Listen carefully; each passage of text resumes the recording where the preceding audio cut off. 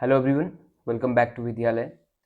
तो आज के इस वीडियो में हम बात करने वाले हैं मैट्रिक्स पर। ठीक है, तो हमारा नया टॉपिक है मैट्रिक्स।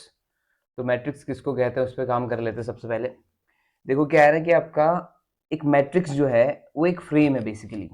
ये एक आपका रेक्टेंगुलर अरेंजमेंट है। रेक्टेंगुलर अरेंजमेंट है किसका?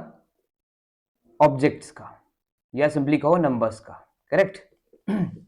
यानी अगर आपके पास नंबर्स हैं 1 2 3 4 5, इस तरह से नंबर है आपके पास 5, या एक बढ़ा लेते हैं 6 नंबर है, तो आपको इन नंबर्स को रेक्टेंगल के फॉर्म में लिखने हैं। तो क्या क्या तरीके हो सकते हैं? एक तो तरीका यही हो सकता है 1 2 3 4 5 और 6 लिख दिया, तो लेंथ आपको दिखाई दे रही है, ब्रेथ आपको दिखाई दे रही है। तो इस तरह की जो चीज है ना, ये इसे हम कहते हैं रेक्टेंगल या रेक्टेंगुलर अरेंजमेंट कह देते हैं। ठीक है, यही फॉर्म करती है किसको? मैट्रिक्स को। अब इसमें क्या समझना है? एक तरीका तो ये समझा दिया, दूसरा तरीका ये भी तो हो सकता है 1 2 3 यहाँ रख दिए, 4 5 6 ऐसे रख दिए। ठीक, तो ये भी आपका लेंथ और ब्रेथ कहीं ना कहीं शो कर रहा है, यानी रेक्टेंगुलर अरेंजमेंट को ये शो करता है। ठीक है, इसका मतलब ये है कि कोई भी मैट्रिक्स अगर है तो वो क्या फॉलो करेगी? रेक्टेंगुलर अरेंजमेंट फॉलो करेगी। करेक्ट। तो चलो आ जाओ, यानी कुछ एलिमेंट्स हमारे पास होंगे जिनको हम रेक्टेंगुलर अरेंजमेंट के फॉर्म में लिखेंगे, तो वो क्या फॉर्म हो जाएगी हमारे हिसाब से? मैट्रिक्स फॉर्म हो जाएगी। करेक्ट।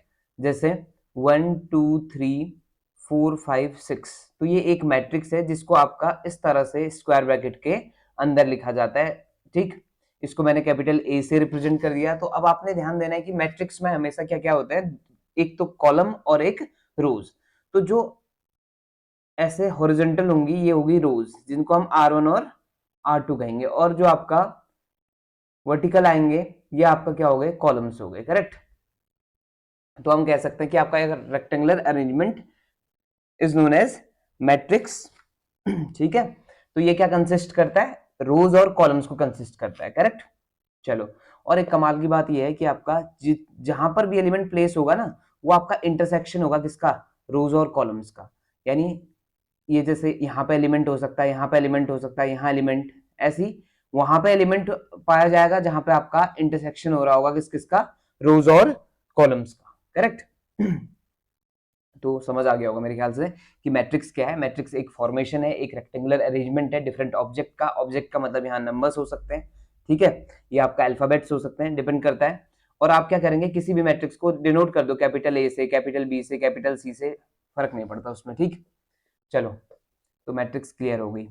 अब इसमें एक इंपॉर्टेंट टॉपिक है जो है आपका क्या? Order. Order of a matrix. अब इसको कैसे डिनोट करते हैं? ऑर्डर किसे कहा जाता है उसको देख लेते हैं। ऑर्डर का मतलब होता है कि आपका कितनी रोज हैं कितनी कॉलम, उन दोनों को इस तरह से लिखा जाता है। जैसे देखो 1 2 3 4 5 6 था ना, तो रोज इंटू कॉलम, ये कहलाता है ऑर्डर। तो हम इसको पढ़ते हैं। अगर कोई पूछे तुमसे ऑर्डर क्या है इसका, तो आप बोलोगे 2/3 या 2 × 3। ठीक, तो ऑर्डर क्लियर हो गया होगा। ऑर्डर का मतलब है आपको क्या करना है? प्रोडक्ट के फॉर्म में लिखना है नंबर ऑफ रोज और नंबर ऑफ कॉलम्स को। पहले रोज आएंगी फिर क्या आएगा? कॉलम्स आएगा। ठीक, तो ऑर्डर डिसाइड हो गया कि ऑर्डर किसे कहते हैं। करेक्ट। चलो, तो अब कोई मैट्रिक्स है A इज इक्वल टू 1 2 3 4 5। ठीक है, ऐसी 0 2 -1 6 7 कुछ भी है। तो इस मैट्रिक्स का ऑर्डर क्या है पूछेगा, तो आपने क्या ध्यान देना है कि पहले रोज लिखनी है फिर कॉलम लिख देनी। कॉलम कितनी है आपकी? 5। ठीक है, तो इस तरह से हम ऑर्डर डिफाइन कर लेंगे किसी भी मैट्रिक्स का। लेकिन अब क्या होता है, जैसे कोई मैट्रिक्स है तो इसमें आपको क्या करना पड़ता है ना, कभी कभी आपका मैट्रिक्स में एलिमेंट कुछ ज्यादा हो जाता है। जैसे सपोज ये पहला एलिमेंट लिख रहा हूं मैं, तो इसको ए नहीं लिख रहा हूं, ध्यान से सुनना। ये पहला एलिमेंट क्या है? अगर मान लो ये रोज हैं और ये कॉलम्स हैं, तो पहला एलिमेंट जो है वो क्या क्या कर रहा है? देखो, पहली रो और पहले कॉलम का इंटरसेक्शन है। तो इसको शो करने के लिए इसको कैसे लिखा जाता है? A11, यानी पहली रो, पहला वन किसको रिप्रेजेंट कर रहा है? रो को। दूसरा वन किसको रिप्रेजेंट कर रहा है? कॉलम को। अब अभी ये रो में ही लिखा जा रहा है ना दूसरा एलिमेंट, तो इसको हम लिखेंगे क्या? पहली रो दूसरा कॉलम, क्योंकि ये अब यहाँ पे है, ये दूसरा कॉलम आ गया है। ठीक है, ऐसी पहली रो तीसरा कॉलम, इस तरह से चलते जाएंगे। तो पहली रो तो है लेकिन कॉलम कौन सा चल रहा है, nth कॉलम चल रहा है कहीं दूर जाके, ठीक है। अब ऐसे ही सेकंड रो आई और पहला column, second row, second column, second row, third column, और एंड सो ऑन चलते जाएंगे, इसमें भी सेकंड रो और nth कॉलम। अब जब आपका रोज में आप आगे बढ़ेंगे तो आपको आखिरी में रो मान लो mth रो है तो a m1 होगा, फिर a m2, और चलते चलते लास्ट में एलिमेंट क्या होगा, a mn, यानी a mnth एलिमेंट होगा। तो इसका जो ऑर्डर होगा कितना हो जाएगा, देखो इसमें रोज कितनी है, m है, कैसे पता चल रहा है, 1 2 3 एंड सो ऑन m तक गए, ऐसी कॉलम में 1 2 3 एंड सो ऑन n तक गए, तो ये आपका कितने बाई कितने की, m बाई n। तो अब इतनी बड़ी मैट्रिक्स को लिखने में ना प्रॉब्लम क्या है कि आपका एक तो स्पेस कवर करता है, ऊपर से टाइम कंज्यूम करता है, ठीक। तो इसको लिखने के लिए हम सिंबल्स का यूज कर लेते हैं, जैसे हमने कहा ए आई जे और m बाई n, ठीक।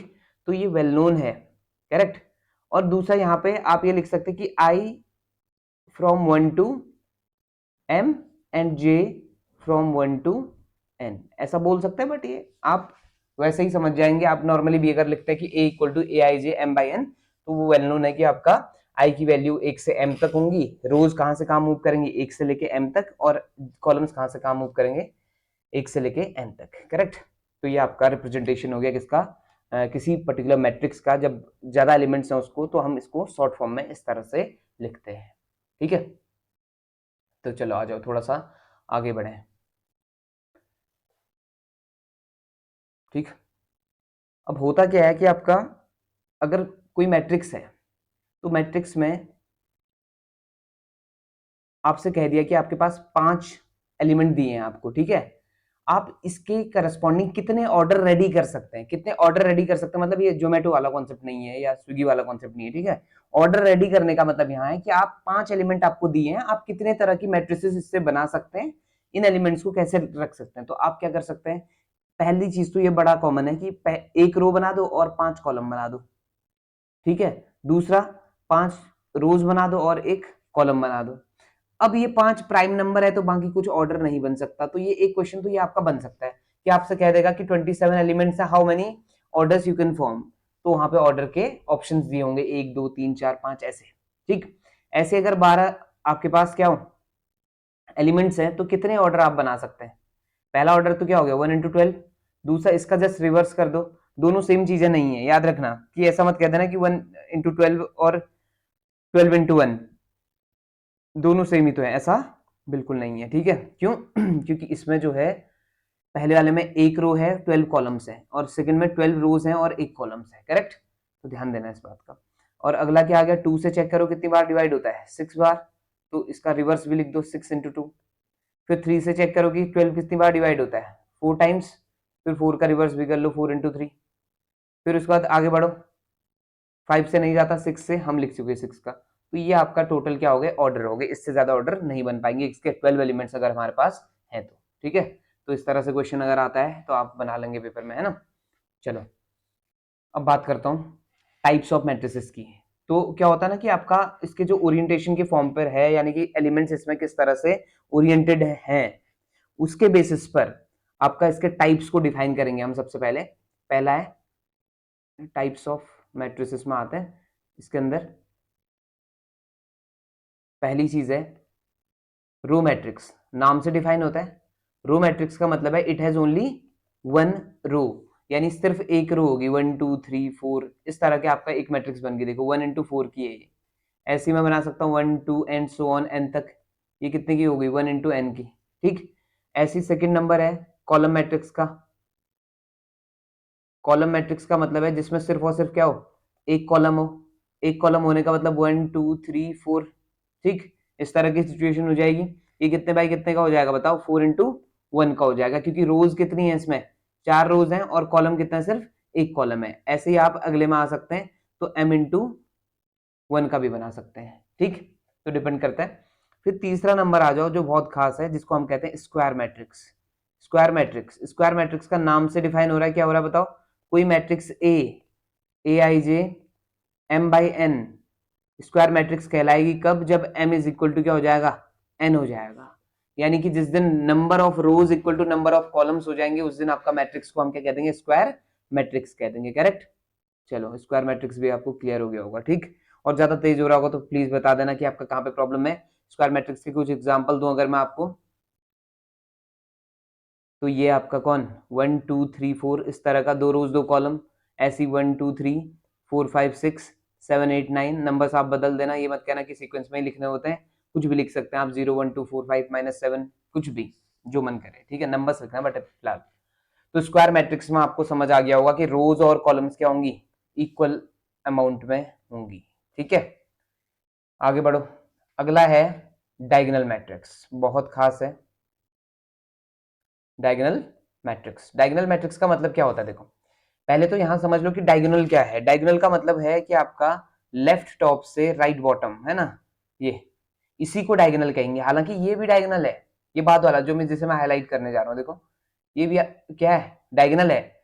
बट ये जो फर्स्ट वाला बताया मैंने, इसी को कहा जाता है प्रिंसिपल डायगोनल या सिंपली डायगोनल। तो जितनी बार भी डायगोनल का जिक्र होगा तो आपने सिर्फ इसका यूज करना है, यानी कि लेफ्ट टॉप से राइट बॉटम। दूसरे वाले का आपका डायगोनल में हम काउंट नहीं करेंगे अकॉर्डिंग टू मैट्रिक्स, करेक्ट। चलो आ जाओ।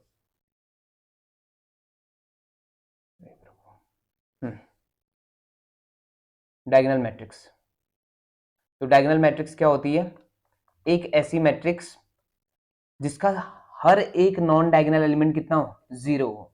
यानी मैं ये कह सकता हूं कि ए आई जे इक्वल टू क्या होगा, उसके लिए जीरो होगा, कब, जब आई नॉट इक्वल टू क्या होगा, जे होगा।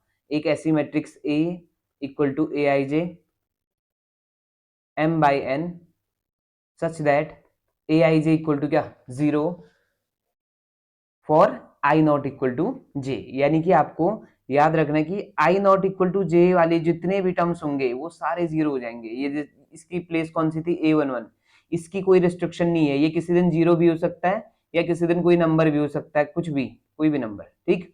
लेकिन इस वाले केस में आप देखोगे तो ये 1 2 है। 1 2 होने का मतलब क्या है, वन, आई कौन है इस बार, 1 है, और जे कितना है, 2। तो ये दोनों बराबर नहीं है, इसका मतलब इसको क्या होना पड़ेगा, जीरो होना पड़ेगा। तो डायगोनल मैट्रिक्स का मतलब होता है जिसमें सिर्फ डायगोनल में कुछ ना कुछ एलिमेंट आपको दिखाई देगा, या ये कह सकते हैं कि जैसे 1 2 3 मैंने डायगोनल में रख दिया, बाकी सारे के सारे एलिमेंट नॉन डायगोनल एलिमेंट्स कितने होंगे इसके, जीरो। तो डायगोनल एलिमेंट की रेस्ट्रिक्शंस नहीं है, जो रेस्ट्रिक्शंस है वो किसके लिए है, नॉन डायगोनल एलिमेंट के लिए। तो ये जो i not equal to j show कर रहा है ना, ये आपका एक्चुअल में नॉन डायगोनल को दिखा रहा है। आप देखोगे कि ये जो 1 लिखा हुआ है मैंने, ये कौन सी प्लेस एक्चुअल में, A11, तो ये आई इक्वल टू जे वाला कॉन्सेप्ट हो गया। ये जो 2 लिखा हुआ है ये कौन सी प्लेस है, A22। ऐसी 3 लिखने पे जहां प्लेस थी वो कौन, A33। तो ध्यान देना आपने कि डायगोनल मैट्रिक्स का मतलब होता है जहां पे आपका नॉन डायगोनल एलिमेंट क्या होगा, हर एक नॉन डायगोनल एलिमेंट जीरो होगा, करेक्ट। आगे बढ़े, उसके बाद अगला टर्म आता है स्केलर मैट्रिक्स। स्केलर मैट्रिक्स, तो स्केलर मैट्रिक्स किसको कहते हैं, एक ऐसी मैट्रिक्स जिसके डायगोनल में सेम एलिमेंट हो, यानी एक ऐसी diagonal matrix, basically diagonal matrix, ठीक। एक ऐसी डायगोनल मैट्रिक्स जिसके diagonal diagonal has same entry, ठीक है, एक जैसी एंट्री होगी। अगर आपका डायगोनल में दिख रहा है आपको के, तो हर जगह क्या दिखाई देगा, के दिखाई देगा। बाकी आपको पता है ये डायगोनल मैट्रिक्स है तो हर जगह क्या होगा, जीरो होगा। तो डायगोनल में अगर एलिमेंट सेम है तो इस तरह की मैट्रिक्स को हम कह देते हैं स्केलर मैट्रिक्स। और इससे पहले एक चीज और यहाँ पे मिस होगी गलती से, कि डायगोनल मैट्रिक्स का, ये तो आपको समझ आ गया डायगोनल मैट्रिक्स किसको कहते हैं, लेकिन डायगोनल कब पॉसिबल है, जब वो कैसी मैट्रिक्स होगी, स्क्वायर मैट्रिक्स होगी। तो डायगोनल मैट्रिक्स होने से पहले हम लाइन क्या बोलेंगे, और square matrix is said to be diagonal matrix if it's every non diagonal entry is equal to zero, correct. तो ये पूरी लैंग्वेज ऐसी बनेगी। तो याद रखना कि आपका डायगोनल जो मैट्रिक्स है उसके बाद कौन आता है, स्क्वायर मैट्रिक्स। स्क्वायर मैट्रिक्स होना जरूरी है उसको, क्यों, क्योंकि आपका अगर मान लो आपका 1 2 3 4 5 6 ये है, अब इसमें डायगोनल कहां बनाएंगे बताओ आप। अगर आप 1 और 5 को लेते तो 6 छूट गया, और 1 और 6 को लेते तो 5 छूट गया, तो यहाँ पे डायगोनल पॉसिबल नहीं है। तो ऐसे केस में याद रखना है आपने, सिर्फ स्क्वायर मैट्रिक्स में डायगोनल पॉसिबल है इन केस ऑफ मैट्रिक्स। तो तब आप याद रखेंगे कि जो डायगोनल मैट्रिक्स बनेगी वो किससे पास होती हुई चलेगी, स्क्वायर मैट्रिक्स से। यानी कोई स्क्वायर मैट्रिक्स कब डायगोनल मैट्रिक्स कहलाएगी, जब उसकी नॉन डायगोनल एंट्री कितनी होगी, जीरो होगी, ठीक है। और स्केलर मैट्रिक्स क्या है, वो डायगोनल मैट्रिक्स स्केलर मैट्रिक्स कहलाती है जिसके डायगोनल में सेम एलिमेंट होते हैं, सेम एंट्री होती है, ठीक। जैसे के करेक्ट। अब इसी में एक चीज और आ जाओ, आइडेंटिटी मैट्रिक्स आ जाओ, बहुत फेमस है, ठीक, सभी ने सुना होगा, नहीं सुना है तो आज देख लीजिए, फिर मतलब सुन लीजिए पहले फिर देख लेना, ठीक है।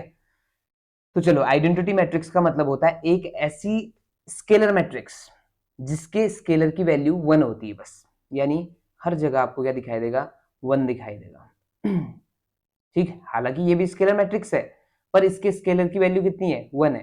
तो अगर मैं इसको डायगोनल जो आपका मैट्रिक्स थी, इसको अगर मैं बात करूं सही से फॉर्म में लिखना चाहूं तो देखो, ए इक्वल टू क्या लिख सकता हूं, ए आई जे, और किस तरह से, ए आई जे की वैल्यू बाकी 0 कब, जब i equal to, i not equal to क्या होगा, जे, और के कब, जब आई इक्वल टू क्या होगा, जे, के मतलब कोई नंबर है, ठीक है।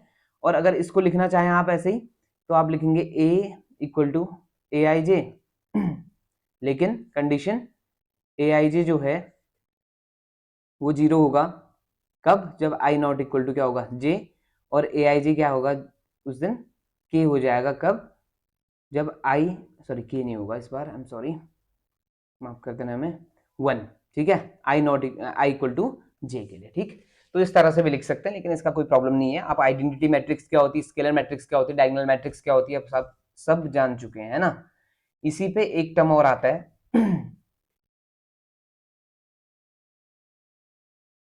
Upper triangular matrix.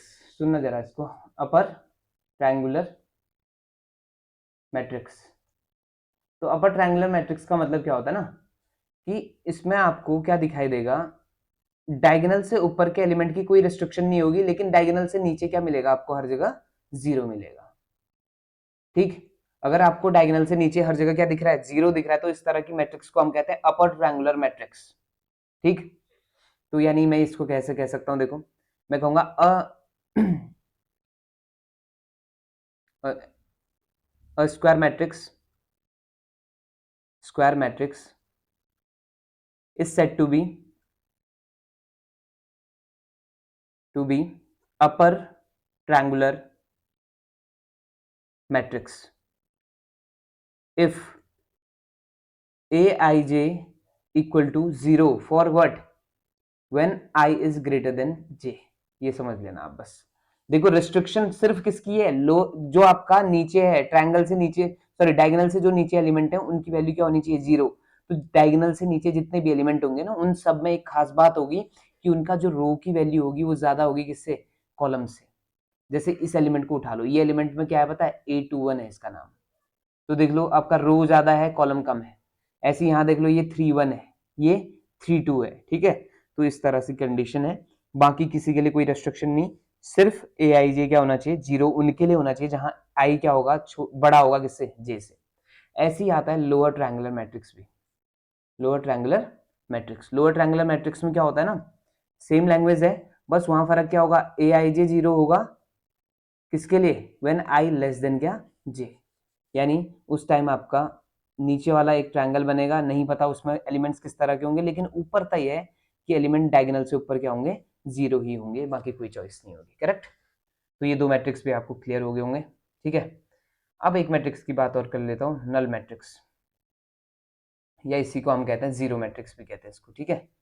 तो नल मैट्रिक्स या जीरो मैट्रिक्स एक ऐसी मैट्रिक्स है जिसकी ईच एंट्री 0 होती है, इसके लिए कोई रेस्ट्रिक्शन नहीं कि ये आपका स्क्वायर मैट्रिक्स ही होनी चाहिए, किसी भी ऑर्डर की मैट्रिक्स हो सकती है, उसको हम नल मैट्रिक्स कह सकते हैं। जैसे ये 0 0 0 0 0 0, ये भी आपका नल मैट्रिक्स है। नल मैट्रिक्स होने का मतलब है ईच एंट्री क्या है, शुड बी 0, करेक्ट। तो ये आपको टाइप समझ आ गए होंगे कि आपका ये कुछ पर्टिकुलर टाइप हमने उठा लिए हैं इसमें, ठीक है। इसके बाद कुछ टाइप और बात करेंगे हम, लेकिन वो तब कर पाएंगे जब हम थोड़ा सा काम करेंगे, इस पे ट्रांसपोज पे काम कर लेंगे और दूसरा कॉन्जुगेट पे काम कर लेंगे, तो उसके बाद थोड़ा और आइडिया आपको आ जाएगा, एक दो टाइप और हम डिसाइड करेंगे, ठीक। चलो तब तक अब आ जाओ, आगे बढ़ते हैं। ठीक है, नेक्स्ट टॉपिक उठाते हैं, मतलब इसी का हिस्सा है।